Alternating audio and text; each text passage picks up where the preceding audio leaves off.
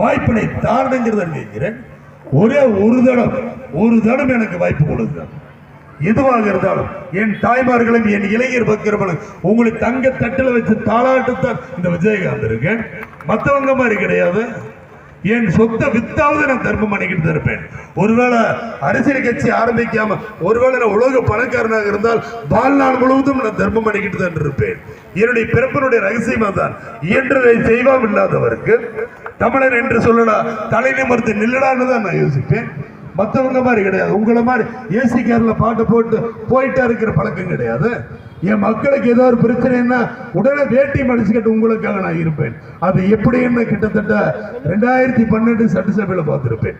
முதலமைச்சராக இருந்தாலும் நீ கடைசி அமைச்சராக இருந்தாலும் தப்புன்னா தப்புதான். துளசி கூட வாசம் மாறும், இந்த தவசி வார்த்தை மாற மாட்டான். சொன்னதுதான். ஏன்னா என்னுடைய அடிப்படை குணங்கள் தான். தப்புன்னா யாராக இருந்தாலும் தட்டி கேட்கின்ற நிலையில தான் இந்த விஜயகாந்த் இருப்பேன். ஒரு பக்கம் பார்த்தா இவங்க திட்டங்களை சொல்ற மாதிரி சொல்றது.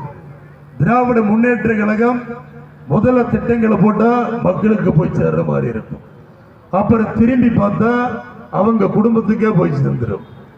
இதுதான் இன்றைய நிலை.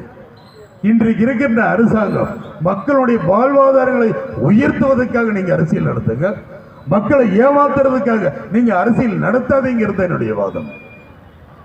ஒரு நாள் ஒரு பொழுதாவது நிச்சயமாக இந்த நாடு எனக்காக விடியும். அதுவரை நான் காத்திருப்பேன். என் மக்களை காப்பாற்றுவேன்.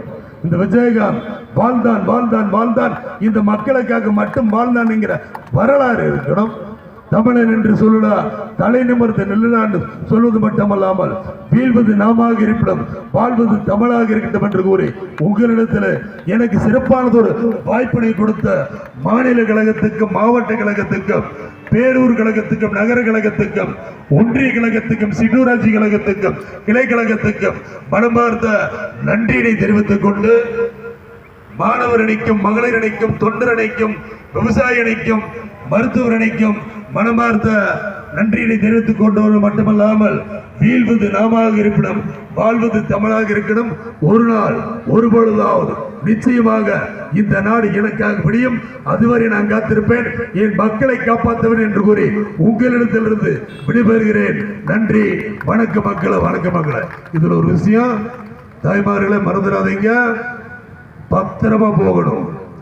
நீங்க வீடு போய் சேர்ற வரைக்கும் உங்க மாவட்ட கழக செயலாளர் புருஷோத்தமன் அவர்களுக்கு நான் போன் போட்டு கேட்டுக்கிட்டே இருப்பேன். தூங்க மாட்டேன். பத்திரமா வீடு போய் சேரணும். நன்றி. வணக்கம் மக்கள்.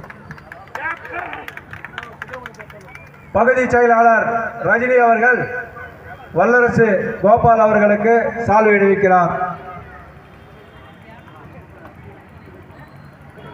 தலைமை கழகத்தினுடைய பேச்சாளர் சுப்பிரமணியம் அவர்கள் சிறிது நேரம் உரையாற்றுவார்.